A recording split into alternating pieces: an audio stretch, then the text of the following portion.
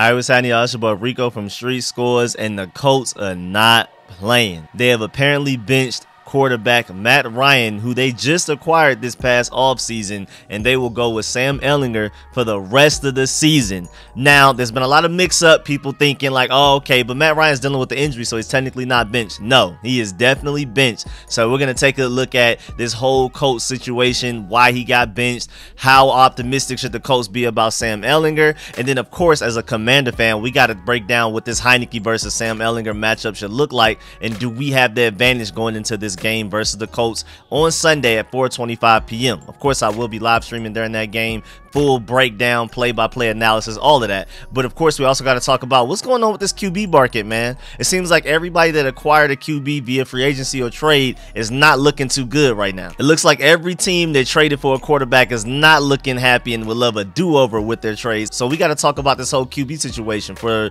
the entire NFL and specifically the Commanders as well. But of course, we got to take a look at Matt Ryan's contract and how much money he's still costing them compared to our Carson Wentz. Did we win the Carson Wentz versus Matt Ryan battle? So we're gonna dive into all of that and more, but before we do, make sure you subscribe to the channel, hit the bell next to the subscription button so you get a notification immediately, and every time I release an informative and opinionated video just like this one. Like I already said, make sure you pull up every Sunday for the live play-by-play breakdown and analysis of every Commander regular season game, and I'm speaking it into existence postseason as well. So make sure you pull up every Sunday, whether it's Monday night, Thursday night, whatever. Every game day I will be live streaming, so make sure you pull up for those. And without further ado, let's get it.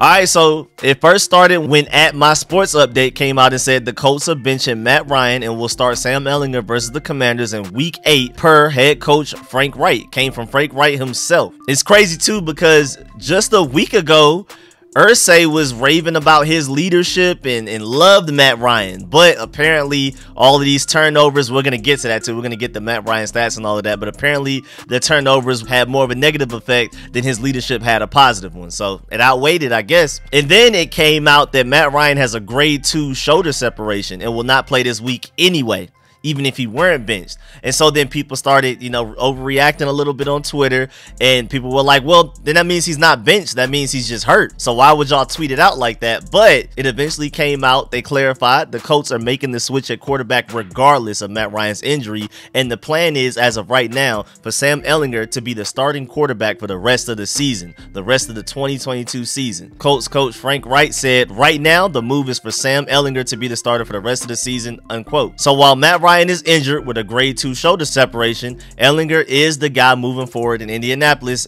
regardless. And Jim Irsay not playing, man. He let it all out on Dan Snyder just last week, and now he's benching Matt Ryan. He is not playing with y'all because apparently Frank Reich said that him and Chris Ballard had a long conversation with Jim Irsay last night. They stopped short of saying it was Irsay's decision, but Irsay has been increasingly involved behind the scenes as of late, and honestly, I would not be surprised if this was Irsay's decision over Frank Reich. And I mean, I honestly cannot refute the decision to bench Matt Ryan, man. It has not been a good situation for the Colts, man. This was a waste of a free agency move. He has 9 interceptions, which is the most in the NFL this season. He has 11 fumbles, which is also the most in the NFL, and he has 24 sacks taken, which is tied for the most in the NFL. This man, Matt Ryan, is like literally the worst quarterback in the NFL in several different metrics. It's not good. The only quarterbacks graded lower than Matt Ryan this season, according to Pro Football Focus, are Justin Fields, Cooper Rush, Joe Flacco, and Baker Mayfield. And the fact that Cooper Rush is graded that low and hasn't actually even been playing that well lets you know how well coached the Cowboys are compared to us, where they won all of them games with Cooper Rush and he was not even out there really doing anything. But going back to the Colts, I think it's funny now as a Commander fan to see that, you know, everybody was talking about how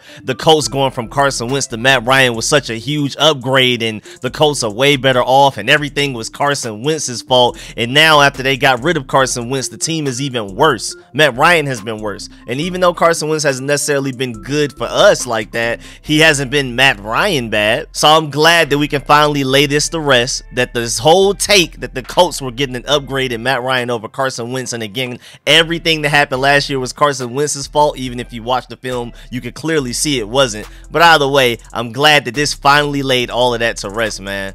Even though Carson Wentz didn't play that well for us, man, get off my boy, bro. Once you're on the Commanders, man, you're my boy. And even though I'm not partial to either Carson Wentz, Heinicke, or Sam Howell, I'm going to defend either one of those guys to any opposing fan base any day of the week. But when it comes to me analyzing them, of course I'm going to get on their heads. But only I can talk trash about my quarterbacks. No other fan bases can. So Carson Wentz over Matt Ryan. Even though it's not a big difference, it's enough of a difference. And also, just to break down Matt Ryan's money, which is really the part that's kind of crazy, Matt Ryan received a contract adjustment when the trade happened. So now $24.7 million this year is fully guaranteed, and $12 million was fully guaranteed in 2023. Plus an additional $17.2 million that is guaranteed for injury becomes fully guaranteed the third day of the 2023 league year. So boy, the Colts are going to be paying for Matt Ryan's contract for a hot little minute. Quite a bit for the next 2 years, and he more than likely won't even be playing games for him. Whereas on our end, we're good. Carson Wentz is costing us $28 million this year, but next year, even though he has 2 years remaining in his contract, 2023 and 2024, the way his contract is set up, we can cut him after this season, and there's zero dead cap. All of that money disappears. We are completely off the books, which frees us up as far as trying to keep Deron Payne long-term, potentially trying to pay Cole Holcomb, Cameron Curl, or acquire other free agents out there.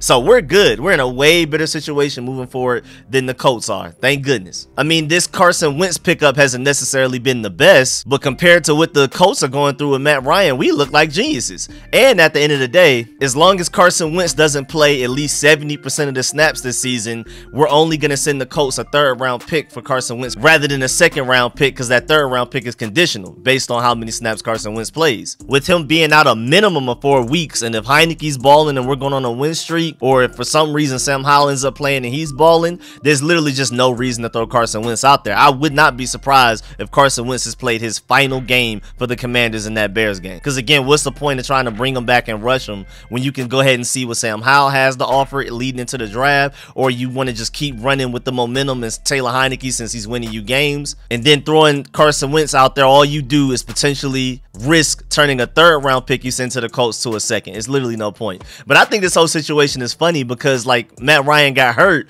and so while he's out there rehabbing his shoulder, out of nowhere Frank Wright is like, yeah, you might want to take your time, sir. You're not going to be the starter quarterback even if your shoulder was right now, so don't even hurt yourself. Don't try to rush back. Take your time, go home, do what you got to do, chill with your family. I know that conversation had to be crazy. Like, I know you're trying to get back right. You might want to slow down on that. Now moving on to Sam Ehlinger. Well, he's 24 years old. He was a 4-year starter at Texas, earning a second-team All Big 12 honors last season, and was an honorable mention in 2018-2019. Y'all know as a Georgia fan, I love to make fun of Texas. First of all, I don't know why they're trying to pull up to the SEC. They really don't want the smoke.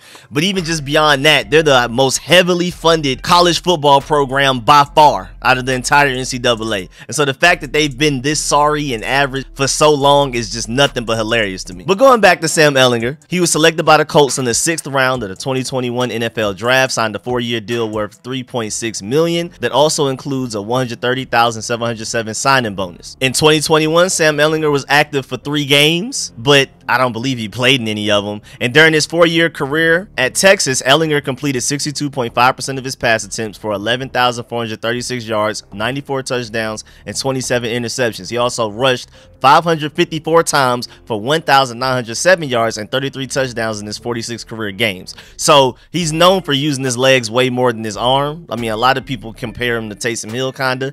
I think naturally, even though I don't like Sam Ehlinger as a passer, he's not as bad of a passer as Taysom Hill. I feel like that's slightly disrespectful, but maybe I'm tripping. But going back to this past preseason, this 2022 preseason, in the games that he played, he went 24 for 29, 289 passing yards, 4 touchdowns, 0 interceptions, a 147.8 passer rating, 71 rushing yards, and even a rushing TD. He looked really good in the preseason. Granted, it was preseason, but that's the best version of Sam Ehlinger I've seen throughout his entire life. College, anywhere that I've seen him play, this past past preseason was the best form of Sam Ehlinger. So, you know, of course the Colts are optimistic that, you know, maybe he's just improving, he's getting better and better, and maybe he actually could become a good passer, because again, he was 24 of 29 with 4 touchdowns and 0 interceptions. That's actually really good preseason stats. Those stats are even better than what Sam Howell did for us, and we're excited about Sam Howell. Even though I believe Sam Howell is going to definitely be a better passer over time than Sam Ehlinger. He's probably even a better passer right now, but Sam Ehlinger balled out in the preseason. You got to give him credit. Again, it's preseason, but there's a lot of quarterbacks out here not balled out in the preseason, so I think that does say something. We got to be careful as Commanders fans, man. Our defense better come ready, but we're going to talk about that soon enough. But it's also really interesting that the Colts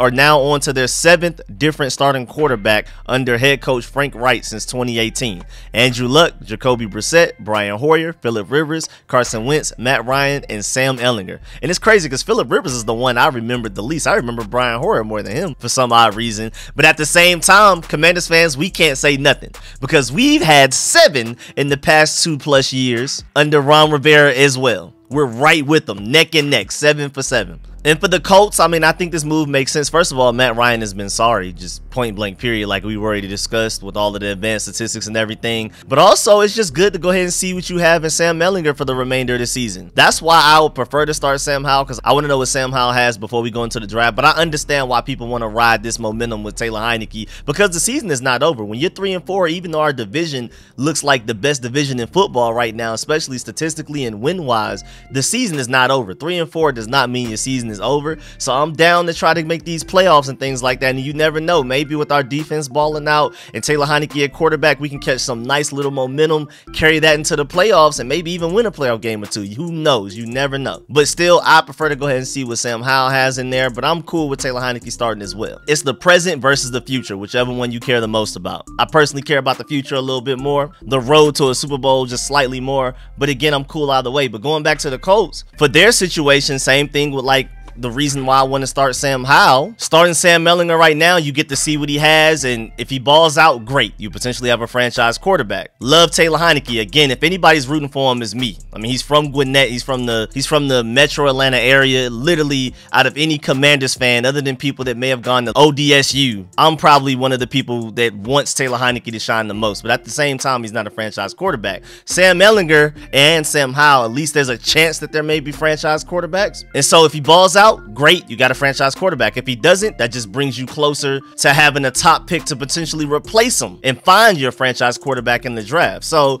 it's really just a win-win for the Colts right now, honestly. I mean, other than the fact that you could potentially end up being really bad this season and it's going to feel like a waste of a season, you may end up having Bryce Young and CJ Stroud next year, and then you won't be anywhere near as mad. So I think the Colts made the right decision. I think the Panthers made the right decision by trading away Christian McCaffrey, man. When the writing's on the wall, go ahead and do it. I think we're a different circumstance. So I don't think we're as bad as the Colts and the Panthers. So I see again why we would continue to go with Taylor Heinicke. But for the Colts, as bad as they've been, y'all might as well just go ahead and get y'all tank on, man. But this is really interesting, man. Sam Ehlinger versus Taylor Heinicke rather than Carson Wentz and Matt Ryan. I mean, that was the plan like 2-3 weeks ago.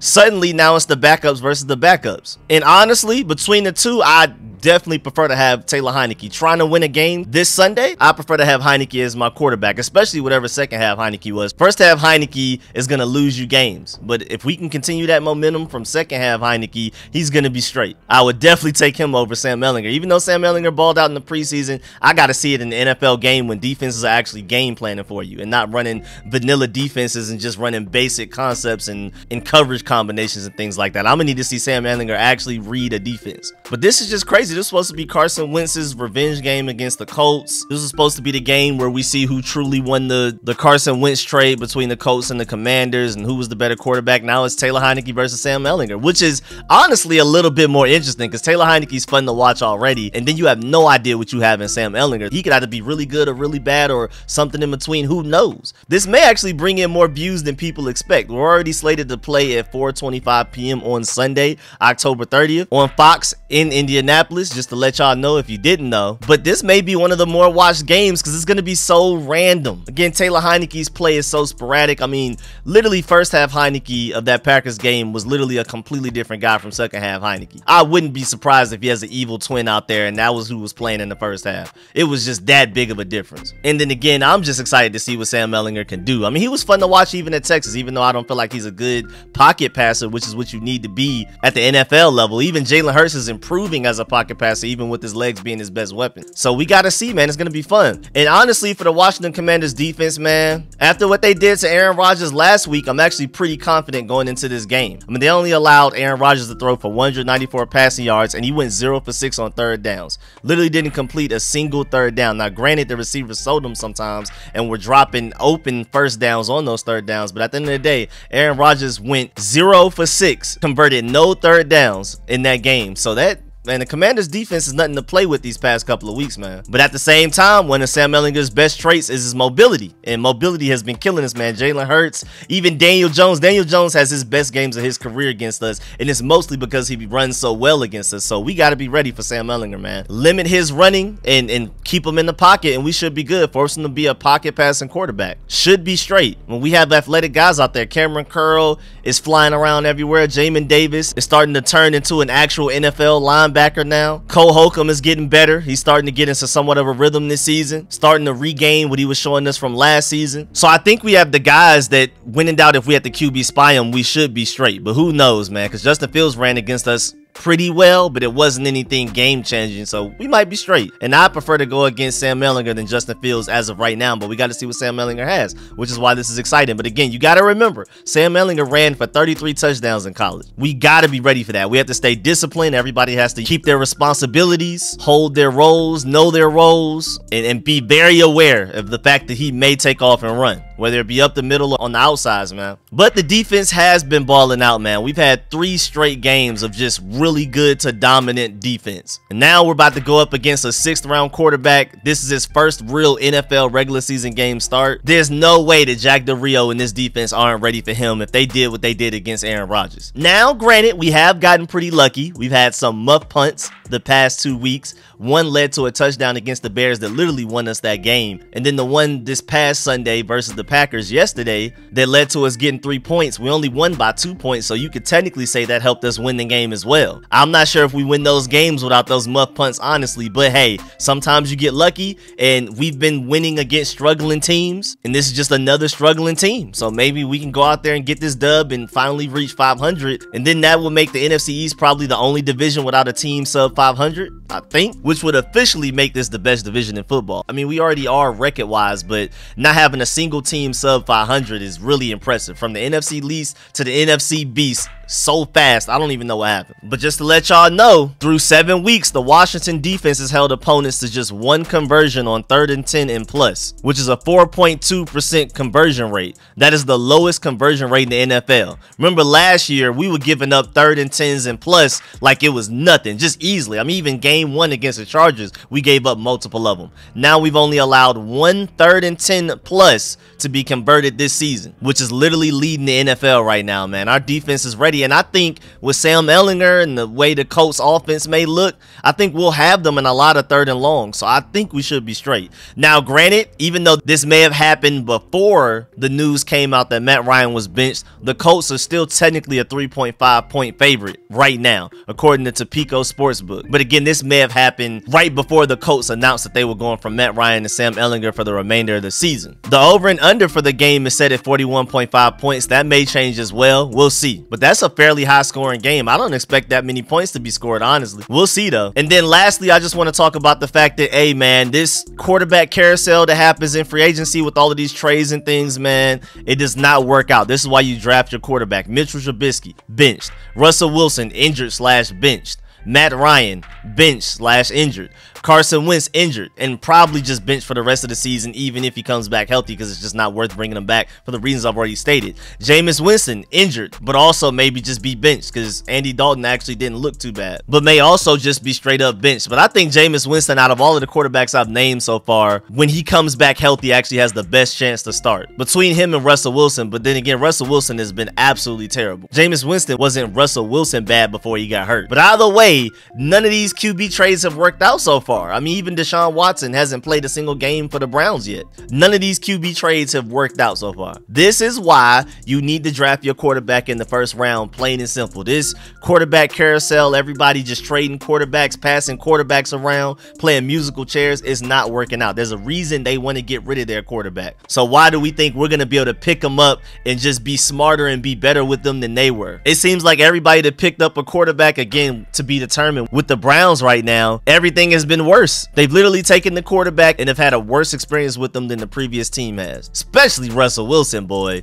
and Matt Ryan, and Carson Wentz as well even. Trubisky was just about the same, but it was like, might as well bench him and go with Kenny Pickett, the young first-round quarterback. And then again, Winston just got hurt. Even though he wasn't traded, he's been there for a minute, but he just got hurt. And so my overall point is for the Commanders, I mean, Taylor, Heinicke, love to watch him. Again, if anybody's rooting for him the hardest, I'm one of those guys. Again, y'all know I root heavy for anybody from Atlanta, the metro Atlanta area, Georgia, or even went to UGA. I ride and die for them. I'm going to be their biggest fan, but I'm going to also be their strongest critic. That's why I'm always on Taylor Heinicke's head. But either way, he's a franchise backup quarterback. He's not a franchise starting quarterback. I want him to be a part of this organization for the remainder of his career, but we still need to find an actual starter above him. So, I mean, at some point, I would say throw Sam Howell out there, especially if, like, the season is over. For some reason, Taylor Heinicke just ends up folding and our season's going down the drain anyway. Now, you might as well just go ahead and throw Sam Howell out there. But even if we're winning, I mean, either throw Sam Howell out there to see what we have, or if you start Taylor Heinicke for the remainder of the season, win or lose, do not let a 5th round pick in Sam Howell, even though I'm excited about his future and I think he could end up being a pretty good starting quarterback.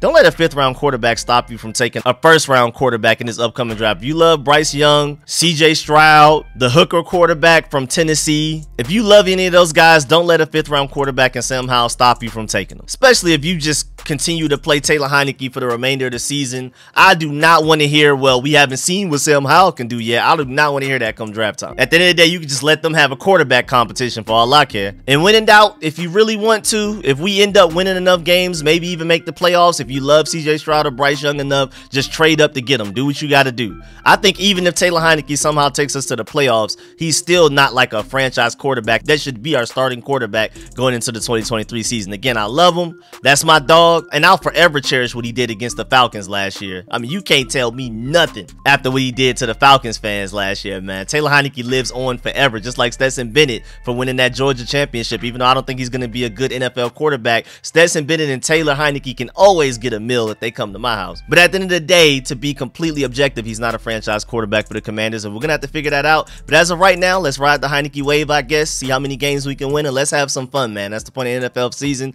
Let's have some fun. But yeah, man, that's the end of this video. Please get in the comment section. Let me know how you feel about everything discussed in this video. Please leave a like on this video if you liked it. If you learned anything from it, please leave a like. And of course, let me know how you feel about Sam Ehlinger, Matt Ryan, Carson Wentz, Taylor Heinicke, Dan Snyder versus Jim Irsay, all of that, man. Franchise quarterback topics, all of that. And of course, man, I appreciate all of the support, man. Shouts out to all of my sponsors, especially my Pro Bowl sponsors, whose name you see scrolling on the screen right now. I'm gonna catch y'all later. I'm out.